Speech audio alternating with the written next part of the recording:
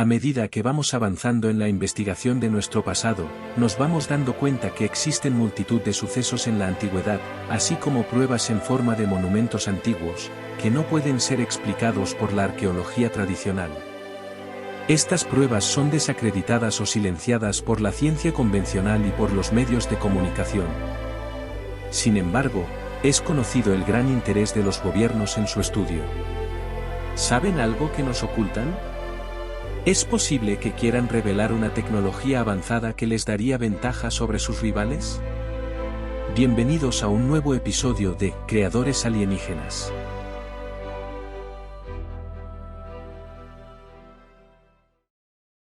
En un día caluroso y soleado del 6 de mayo de 1937, el mundo estaba a punto de presenciar una tragedia que dejaría una marca imborrable en la historia de la aviación. Era la época de entreguerras, un periodo marcado por cambios radicales y avances tecnológicos, y la humanidad ansiaba explorar los cielos con la misma pasión con la que había conquistado la Tierra. Pero empecemos retrocediendo algo más en el tiempo. París, Francia. Año 1891. Y llegamos a uno de los grandes pioneros del vuelo aerostático, el brasileño Santos Dumont, pequeño en cuanto a talla física, pero un gigante en cuanto a tesón y entusiasmo. Encantado desde niño por la aeronáutica, se estableció en Francia en 1891, donde sucumbió a la pasión que existía en ese momento por la aeronáutica en París. Construyó una serie de dirigibles, aplicando mejoras que iba desarrollando con las pruebas que realizaba. Dotaba a sus dirigibles de un motor más potente, lo que le daba mayor maniobrabilidad, y una estructura mucho más ligera. El 20 de septiembre de 1898, Santos Dumont consiguió realizar un vuelo de 15 minutos sobre París, maniobrando la aeronave independientemente del viento. Pero su momento cumbre llegaría en el año 1901. Tras perfeccionar sus diseños en varios dirigibles anteriores, se armó de valor y decidió participar en un concurso en el que había que partir del parque de aerostación de Saint-Cloud, rodear la Torre Eiffel y volver al punto de origen, todo en tan solo 30 minutos. Este reto era algo inalcanzable para la época, pero Santos estaba convencido de que podía lograrlo. Santos se presentó con un dirigible con un motor de 20 caballos de potencia y una barquilla reducida a la mínima expresión, compuesta por 3 largueros de madera. Imaginaos lo complicado de pilotar un dirigible donde la casi nula barquilla le obligaba a mantener el equilibrio, y además controlar la dirección, el motor y el lastre. Dumont sufrió viento en contra en el recorrido de vuelta, lo que le causó un gran estrés debido a que no podía consultar su reloj de bolsillo, ya que estaba muy ocupado en el control de la aeronave, por lo que no sabía si llegaría a tiempo para recibir el premio. Finalmente, llegó a la meta entre el éxtasis del público que asistía en masa al evento. Pero por desgracia, había sobrepasado el tiempo establecido en tan solo 40 segundos. Pero Dumont no se dio por vencido, declarando que los perdedores habían sido los pobres de París, a los que él iba a donar el dinero del premio. Esto, unido a su popularidad por haber conseguido la gesta, hizo que la organización del premio se sintiera presionada por el pueblo de París y finalmente le concedieron la recompensa. Santos, en un noble gesto, cumplió con su promesa y donó la mayor parte del premio a los pobres de la capital francesa. Como os dije antes, Dumont sufrió una gran angustia durante el vuelo por no saber exactamente el tiempo que le quedaba para llegar a la meta. El problema es que, al estar pilotando la aeronave, no podía consultar el típico modelo de reloj de la época, que era de bolsillo. Pensando en este problema, su gran amigo y joyero Louis Cartier, diseñó un pequeño reloj de pulsera que le regaló a Santos Dumont. De esta forma, podría consultar el reloj sin el problema de desatender los mandos de su aeronave. A la par que Dumont estaba realizando avances en Francia, en Alemania estaba actuando un personaje que pasaría a la historia, el conde Ferdinand von Zeppelin. Entusiasta y con una determinación inquebrantable, el conde von Zeppelin consiguió financiación de distintas asociaciones industriales para comenzar un proyecto que tenía como objetivo el liderazgo militar de Alemania frente a sus enemigos, especialmente Francia. Pese a la falta de apoyo inicial que tuvo que padecer, por parte del Kaiser y su nobleza, el tesón de von Zeppelin le hizo seguir adelante. En el año 1900 sacó a la luz el LZ-1. Un dirigible enorme para la época que, aunque con un rendimiento por debajo de lo esperado por su lentitud y falta de maniobrabilidad, despertó el interés de ingenieros e industriales alemanes. De esta forma consiguió aluminio, fundamental para el desarrollo de futuras versiones, y también consiguió que Daimler-Benz le proporcionara motores. Con todo esto, construyó el LZ-2. Pero la suerte no estaría de cara para von Zeppelin, ya que el dirigible sufrió un accidente y acabó destrozado.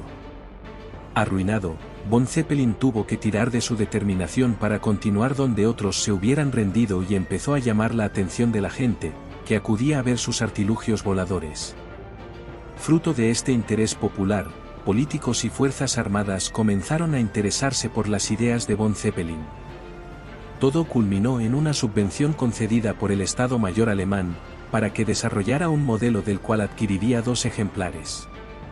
En la imagen podéis ver su sexto modelo de Zeppelin, el LZ-6, y su salida del espectacular y enorme hangar flotante que von Zeppelin construyó en el lago Constanza. Mediante este hangar flotante, podía orientar el propio hangar según la orientación del viento, lo que era muy útil tratándose de hacer despegar un Zeppelin. Pero la fabricación de estos enormes dirigibles era muy costosa, y los militares empezaban a decantarse por la aviación, que estaba todavía en pañales, pero a la que achacaban un gran futuro. Apretados por las deudas, la compañía Zeppelin comenzó a ofertar vuelos comerciales para pasajeros por toda Alemania. Debido al fuerte tirón popular que despertaba el Zeppelin, la idea fue un rotundo éxito y miles de personas utilizaron sus servicios. Los adinerados clientes podían disfrutar de las increíbles vistas desde las generosas ventanas de las que disponía la aeronave. También, como reclamo para la selecta clientela, se ofrecían exquisitos manjares y bebidas a bordo. Esta rica experiencia comercial sirvió para mejorar los modelos de Zeppelin, haciéndolos, ahora sí, un producto más apetecible para el ejército alemán, que empezó a adquirirlos en un rearme de cara a una inminente guerra en Europa. 28 de junio de 1914, Sarajevo. Provincia Imperial de Bosnia y Herzegovina. Imperio Austrohúngaro. El archiduque Francisco Fernando de Austria, heredero del trono del Imperio de Austria-Hungría, es asesinado en un atentado en el que muere también su esposa, la duquesa Sofía Chotek. Este evento es el detonante final para el estallido de una serie de crisis diplomáticas, que acabarían desencadenando la mayor guerra hasta la fecha, la Primera Guerra Mundial.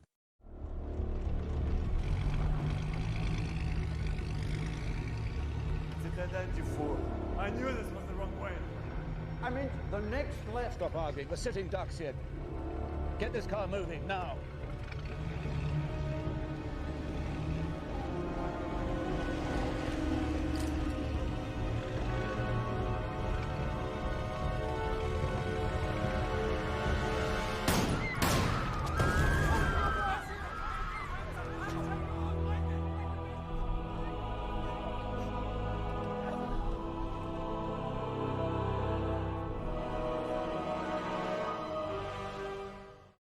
El conflicto involucraría a las grandes potencias del momento, tanto a nivel industrial como militar. Todas ellas habían realizado una carrera armamentística sin precedentes. Por un lado, la Triple Alianza, formada por Alemania, Austria-Hungría e Italia, aunque esta última cambiaría de bando. Por el otro lado, la Triple Entente, donde se unían Francia, Gran Bretaña y el Imperio ruso. Austria-Hungría empezó dando un ultimátum al Reino de Serbia.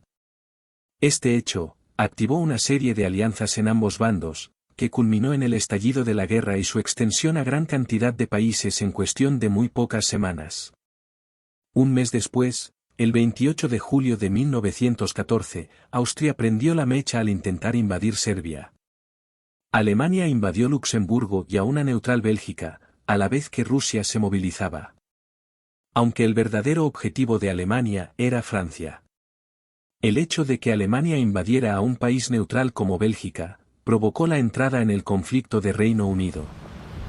Dentro de este contexto, tanto dirigibles como aviones habían gozado de gran propaganda, pero lo cierto es que las grandes potencias seguían poniendo todas sus esperanzas en las unidades tradicionales, como las viejas cargas de caballería, unidades de infantería y artillería. Además, todas las potencias confiaban en que la guerra sería corta debido al enorme crecimiento militar de los años previos. La realidad fue muy distinta. El frente occidental se frenó en seco con el avance alemán hasta pocos kilómetros de París. A partir de ahí, se inició una guerra de trincheras que se estancó en sus posiciones, que no sufrieron variaciones hasta 1917. En el otro lado, el famoso Frente Oriental, donde el Imperio ruso se batía el cobre contra las potencias centrales. Esta fue la guerra donde acabaron muriendo las viejas técnicas militares del siglo anterior, con cargas de caballería y de infantería, que fracasaron estrepitosamente.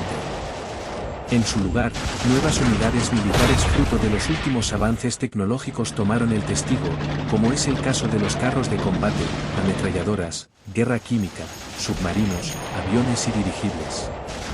En el caso de estos últimos, en el bando de las potencias centrales, Austria-Hungría solo disponía de 5 dirigibles, que además fueron destruidos por un accidente al comienzo de la guerra. Por esta razón, en lo relativo a la aviación, todo el peso recaía en Alemania.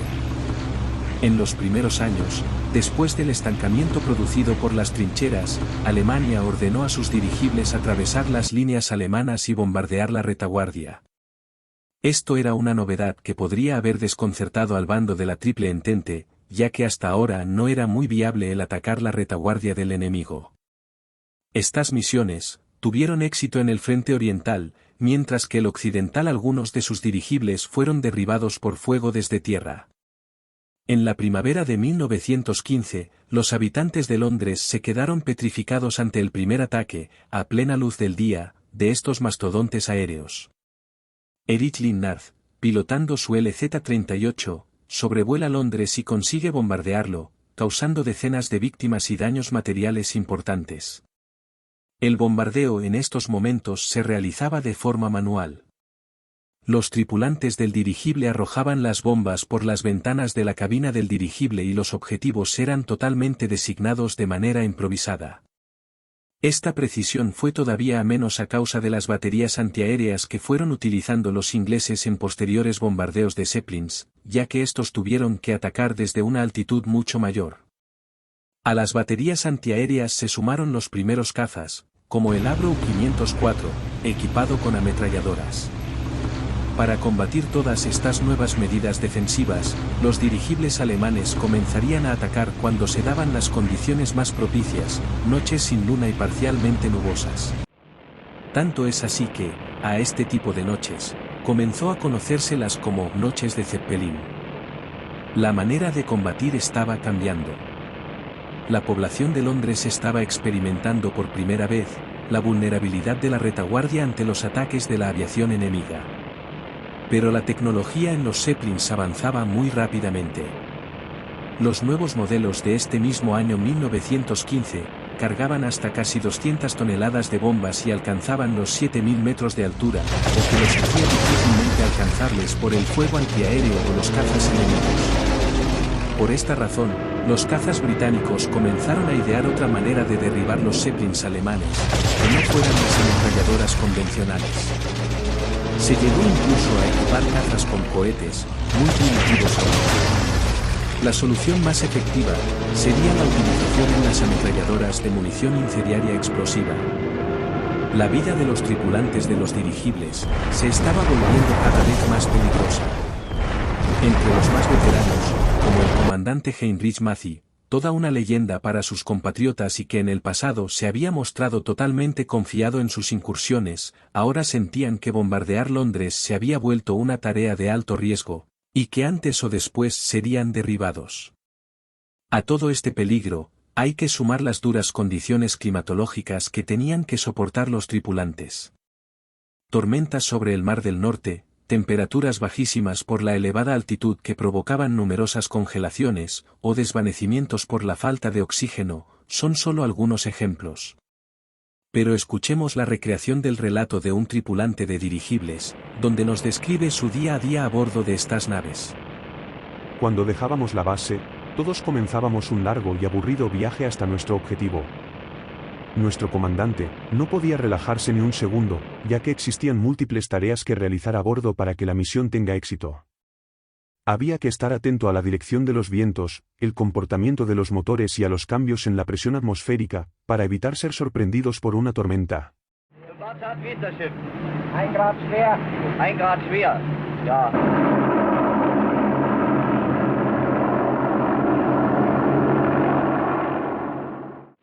Además, había que controlar muy de cerca la trayectoria del viaje, para evitar ser detectados por barcos vigía que puedan revelar nuestra posición. Durante más de 4 horas, nuestros mecánicos deben lidiar con el ruido y los gases de los motores en sus estrechísimas góndolas, donde el motor apenas les deja espacio para moverse. El resto de la tripulación, como artilleros, bombarderos o navegantes, tenemos que soportar el intenso frío y la humedad, con frecuentes casos de congelación, así como los efectos de navegar a una gran altitud, como la falta de oxígeno y casos de desvanecimiento. El aburrimiento de las horas anteriores dejaba paso a la tensión cuando nos acercamos al objetivo. Para poder evitar el fuego antiaéreo, nos elevábamos a una mayor altitud y comenzaba una frenética actividad a bordo. El oficial bombardero se preparaba en su ubicación. Los artilleros colocábamos nuestras ametralladoras en los ventanales. Había compañeros que debían trepar a puestos ubicados en la parte superior de la envuelta, donde sufrían un gran castigo debido al frío y al viento al que estaban expuestos.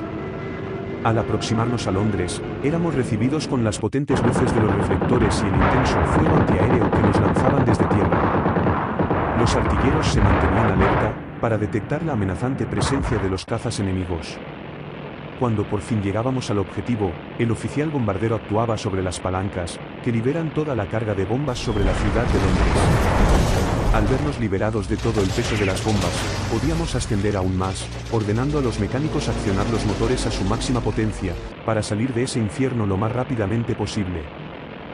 Y hasta aquí el primer episodio de estos gigantes del cielo. Nos vemos en el siguiente capítulo, amigos.